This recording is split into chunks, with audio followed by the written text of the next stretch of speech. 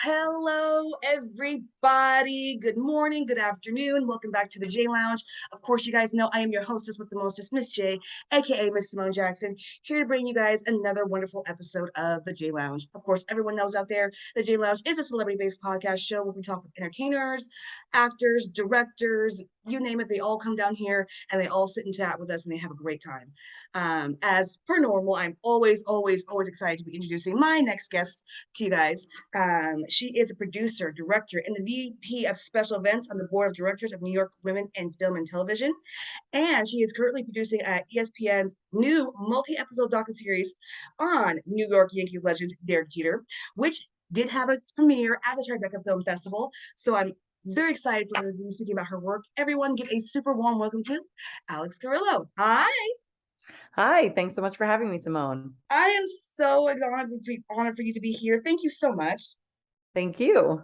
I'm so happy for you to be here. I'm going to be really excited to get down to this interview. So I'm going to go ahead and fire the first question at you. As I just said, you produced the docu-series The Captain. The series is about Derek Jeter. Can you tell the J Lounge audience how this project came about and what was it like to be able to premiere it at the Tribeca Film Festival? Yeah, absolutely. The Captain, as you said, it's a 7-part film about legendary shortstop Derek Jeter, and it's really more than just a sports documentary. It tells a larger cultural story about race, the media, and family. It was directed by Randy Wilkins, and how it came about was the team behind The Last Dance connected with Derek and got him on board, and they brought this to Spike Lee, who at the time was directing another project. So Spike came on board as an executive producer and suggested Randy to be the director. And so as soon as Randy landed the job and developed the project with the team, sold it to ESPN, and then I came on board to produce and build the team and create the show with Randy. And then we premiered at Tribeca this past spring, which was really a full circle moment for me. As many of us working in film have experienced, I moved to New York City right after I graduated. I had about 7 part-time jobs that I held all at once, just trying to make ends meet. And one of those jobs was as an usher at the BMCC Theater. And that is exactly the theater where we premiered The Captain as a part of Tribeca. So showing that film to a sold out audience of over 900 people in the same theater where I was an usher 10 years ago. Oh my Really, goodness. it was a cool full circle moment for me. And of course, being a New Yorker, being a New York film that's an ode to the Bronx and New York's most prestigious film festival, it was really a special opportunity to premiere the film there. That is a complete full circle. Being an usher and now actually premiering. I mean, how cool is that? Yes. Honestly, I'm gonna be honest with you, Alex. I would brag. I used to be an usher, and now I am premiering a series that I worked on and I produced. I mean, what a proud moment to be able to say. It was a really special moment. And, having my friends and family there who knew the story made it even more special. I joked that I was going to wear my old usher vest to the You premiere, should have. You should but have. I would have to You dig that out somewhere at my parents' house. I don't know it would still fit. dang. But that would have been perfect. That would have been perfect. That would have been shown how you started and where you are now. That would have been absolutely perfect. Yeah. Uh, Going on to number two question, Alex. What began your passion for producing and being around films and series? Well, as I said, I'm a lifelong New Yorker. I grew up on Long Island and had the opportunity to take IB film classes at Southside High School. So from my junior year of high school, I really knew what I wanted to do, which I think is a very unique position to be in. I didn't know Hmm. how I'd get there, but I knew that I wanted to produce and direct films and television. So I went to school for it. I took as many internships as I could and worked my way up from intern to PA to coordinator to line producer and eventually to producer. And I've had the chance to direct some projects along the way, but that's something I keep getting pulled away from. So I need to work on getting more directing opportunities now that The Captain is winding down. Yes, yes. We need to see you in that director's chair. Yes, I would love to Yeah. see. Uh, I mean, it's. I would love to be able to see a film about New York that doesn't always show the glitz and glamour. When you see New York, of course, there's glitz and glamour, but there's more to it. And I feel like you would be the perfect person to be able to show the many different places of New York. So I really hope you The get into that. Yeah. different sides and experiences of being Yes. a New Yorker. And we get into that in The Captain a little bit as well.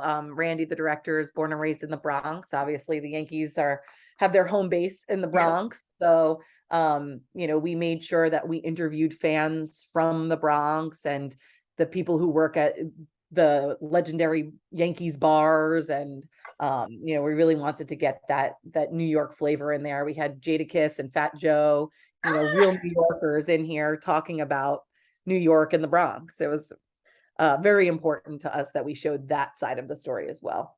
Yes, yes. And good for you guys too, because it's not always seen. It's not always seen. So I think that's cool that you got, New Yorkers to be able to speak on that. Oh, that is so cool. That is so cool. Uh, Going on to the number three question, Alex. As I said earlier, you are also the VP of Special Events on the board of directors of New York Women in Film and Television. What's been your experience like working with them? I was introduced to NIWIFT over 10 years ago by my mentor at the time, who was on the board of directors herself. And I didn't have enough experience to join as a full member. I was maybe 22, 23. And so I joined as what's called a next wave member. And I immediately joined the special events committee, where, we were stuffing gift bags for the Muse Awards and, trying to bring in sponsors, and really just trying to be a part of the team putting together this special fundraising event for the organization. And then, fast forward more than 10 years later, and now the special events committee is the same committee that I'm the VP of as a member of the board. And, it's a really supportive environment of women who are genuinely rooting for and creating opportunities for each other. And I'm really proud to be a part of it. That's beautiful. I love it. I really do. I agree with you. The work that NIWIF puts in and the support, it's just amazing.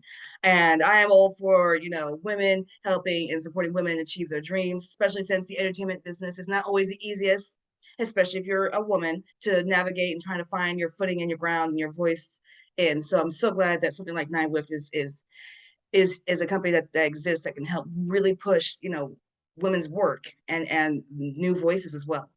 Exactly. And, nobody can do this alone. No, You need a talented and supportive team around you. And NIWIFT is an incredible organization that I highly, highly recommend. I do too. I highly recommend it too. I mean, the work, like I said, the work it speaks for itself. Honestly, it speaks for itself. All right, going on to the number four question, Alex. I would like to know, name three people who influenced your career and why. Well, of course, I have to say my parents. Of course, yes. They always supported my interest in pursuing a career in the arts. Like I said, I knew pretty early on that was what I wanted to do, and they didn't bat an eye at that. My mom set a wonderful example of what a lady boss could look like. I grew up with Awesome. her showing me. Yeah, I was really lucky. I grew up with her example. I saw that women could be just as powerful and successful as men, and that your job can be something that you genuinely enjoy. So that was something that I really took to heart. And I didn't realize until I was older that that was a unique experience that I was fortunate to have. But I always grew up thinking women are great and can do whatever they want. And that was all due to her example. And of course, my dad, he taught me to work hard and use my brain and never half-ass anything. And those are lessons Hmm. that I take to my job every single day. Um, and I'd say the third, on this film, the director Randy had a huge influence on me. It was really inspiring and refreshing to work with a director who's passionate and knowledgeable. I mean, he was a lifelong Yankee fan. He knew so much about the Yankees and about baseball, and has a really strong work ethic that aligns very well with mine. And he had a clear vision that he was willing to stand up for and fight for from beginning to end. So he absolutely had an impact on me throughout this project. I love that. I love all those choices. I think that's beautiful that your mom was a lady boss and she showed you what, women can pretty much We can do whatever we want, we set our minds to. We don't have to be put into one box. We can do as much different things as we can. And I love that she instilled that in you. My mom definitely instilled that in me as well. I always told her, I don't know if there is a space for someone like me in the podcast world. And she told me, she's like, well, don't try to ask for a space. She said, create your own space and people will ask to come to your space. And That's it makes right. Well, sense. thank you for having me in your space. Yeah, absolutely. Yes. It's an honor for me. So I love that, I love that your mom did that for you. And my mom, like I said, my mom was the exact same example for me. And yes, I'm with you on the never half-ass anything, do everything to, the best of your ability and just don't, as you said, just don't half-ass it. So I completely agree with that. But going on to the number 5 question, Alex, I want to make sure my audience keeps up with you, your work. Where are you on social media? I spend most of my time on Instagram, obviously, visual person.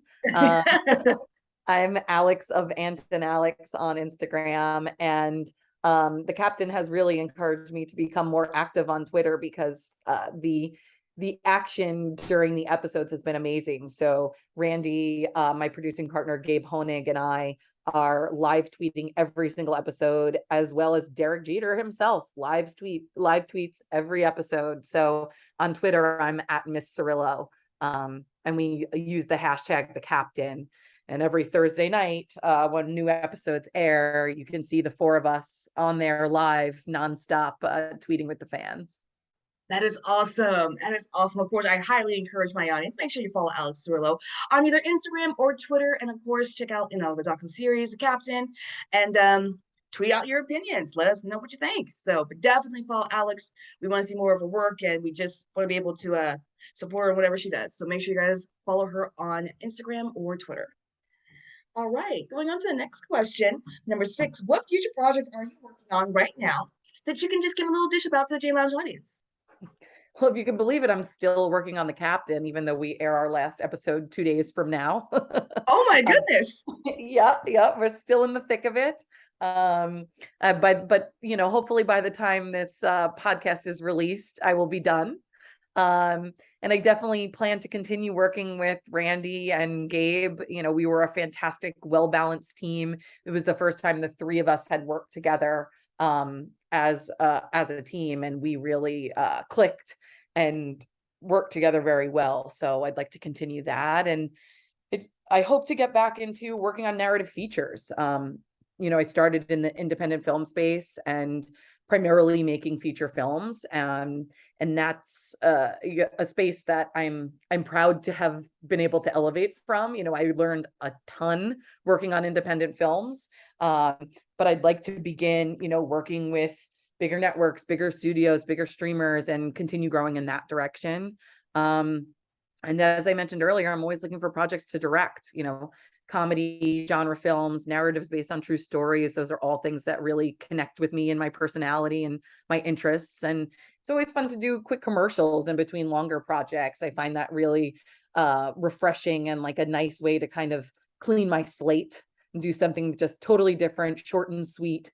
Making a 7-hour film is very different from making a Right. 30-second commercial. And I find working on commercials to be really fun, and having the opportunity to direct commercials in between my larger projects is something that really like grounds me and gets me excited about what I do all over again. Wow. Actually, that's probably the first time that I actually had someone, director or producer, that says they'd like to do commercials. I I I, do. I think that's awesome because there are some commercials on, TV now that are just hilarious. My favorite ones are the insurance commercials. I think those are top ones, especially the one with Progressive. I can't help That's it. I with always John watch those. Hamm and Yeah. Oh my goodness. That came on literally 10 minutes before I actually got on to the interview with you today. So it's funny that you mentioned that. I love that commercial. So, that's and so funny. it actually makes sense that, during longer projects that you would want to do something, 30 seconds, something that doesn't take as much thinking process to do. When Well, you're it's working on a there's something. film or a series, that takes a lot of process. It's not writing it down and then directing it, shooting it, and boom, we're done. It takes a lot of thought, a lot of hard work, and a lot of process to make a film and series. So for something like a commercial, doesn't have to put too much thought into it. So that really makes sense. Well, I always put my all into all of the work, no matter the length. But we're in a time of instant gratification. And when you Hmm. work on a series or a film for 14, 18 months, and there's something really nice about working on a commercial for 2 weeks or 4 weeks and getting to see the fruits of your labor at the end of it. Yeah. And it's really fun to, helm a set for 2 days, 3 days, and then it's over. The work is always hard, no matter what. I think every project has its own challenges. But I started out making commercials, and I have an affinity for them. I think there's something fun about just doing something that's short and sweet, and then you get Yeah. to enjoy it very quickly. I agree. I absolutely agree. So I hopefully one of these days I'll get to see a commercial that you've done so I can tell people, hey, she was on my show. This is her commercial. you know, that's Yes, I, that's I hope cool with so me. too. The last one I directed was for contact tracing for in the thick of COVID. So I don't think that one's airing anymore. I don't think contact tracing is where things Oh, are focused at the moment. But that was cool. That was my first commercial that I directed for broadcast. I had done others that were more social media based or short form content like that. But it was very cool to have the experience to direct a commercial for broadcast, and I hope to do more of that soon. yes, yes. I hope so too. I hope so too. I hope we can get you to do an insurance commercial. I think you'll be really good for Progressive or any other insurance commercials. I really think that would should be your next adventure. I think you would nail it. Well, Honestly, thank you. Yeah, I love the funny ones. yes, Like I said, comedy is a genre that I really lean towards. So to do a quick and funny commercial, I'm all for it. yes, yes. I'm all for it too. I will start your campaign. Honestly, I will start your campaign. Well, thank you for your support, Simone, and Not a all the problem. listeners out there. I appreciate it. All right. Going on to the number 7 question, Alex. What goals do you hope to accomplish in your career that you haven't yet? Ooh, okay. Well, I definitely want to continue elevating the scope and visibility, and of course, the budgets of the projects that I produce and direct. I create art with the goal of making a lasting impact on the audience. So Mhm. the bigger the project, the bigger the impact. I really want to create things that are being seen, and creating change, or just creating entertainment and people are enjoying and having a laugh. Um, and making them think about the world in a different way. So really just continuing to elevate the scope and visibility. And I'd love to get a feature under my belt as a director. Yes. As much as I like doing the commercials and do want to do more of them, that is a goal that I'm looking to achieve, in the next few years. I'd love to direct a feature. Yes. That would be great. I am all for, more women, directing feature films. So yes, I'm all for that. There are so many stories that are still untold for women and definitely need more women in directors chairs to be able to tell those stories. So yeah, I really hope that happens for you in the near future as well. Well, thank you. And, as we talk, it makes me realize that's something I should bring to NIWIFT as well, right? That's what the organization is for. Yes, of course. I was thinking that myself. I was like, definitely bring that up to NIWIF because what greater support than NIWIF? So definitely let Absolutely. them know. Ah. All right, Alex, just got 3 more questions for you. Going on to the number 8 question. What are some of your passions outside of producing and directing? Work-life balance is really important to me. I don't think you can be a a good creator, a good artist, if you don't have a life outside of your work. You need life experiences, right? Maintaining strong relationships with friends and family is something that I really value. So my husband and I are constantly hosting parties and just having friends over at our house. And that works out really well because my other passions are food and booze. Yes. So I get to combine them all together, food, booze, friends, and family. And I'm pregnant at the moment, so I'm not heavy on the booze. I've instead been making mocktails with the mint that we grow in our garden, and just, serving the good stuff to my friends. My goodness. Well, first off, congratulations Thank you on very his. much.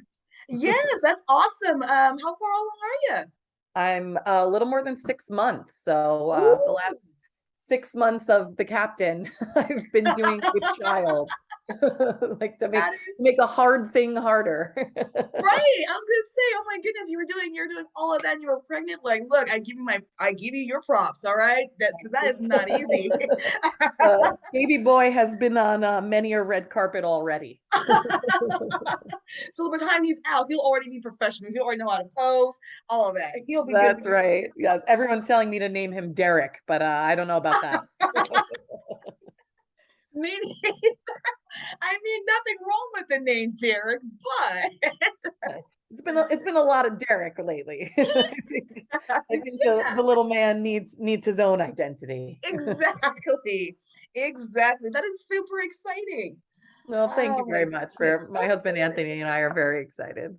Of course. I mean, yes, this is very exciting. And like I said, it's he like he actually look you just said he's already a red carpet professional. So by the time he's out, he'll be able to strike a pose and everything.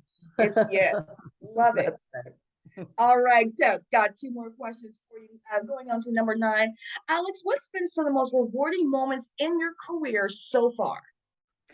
Well, Tribeca, obviously, something we spoke about already, was a really rewarding full circle moment. But getting to share my work with my friends and family, I think, is always the most rewarding part of a project for me. I create work to be seen and to make an impact. So putting together special events that my people can be a part of makes me really happy. You kind of work on this project behind the scenes for so long, and then getting to bring the people that I care about into the fold and create these special moments where they get to experience the project, is always really fun and rewarding for me. ESPN put on a fantastic preview screening of The Captain at Yankee Stadium this summer.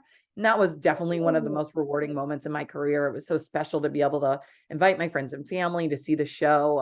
And, especially a show that I'm so proud of, at this once in a lifetime event, where they could sit as close to the field as they wanted to. And it was only open to about 3,000 people. So you're in this, 50,000 seat stadium with just a small, intimate group of people who are all really supportive of the film, because they're the friends and family of the people who worked on it, and also Yankees fans in the Bronx, and the friends of Yankees fans who we interviewed, who are a part of the film.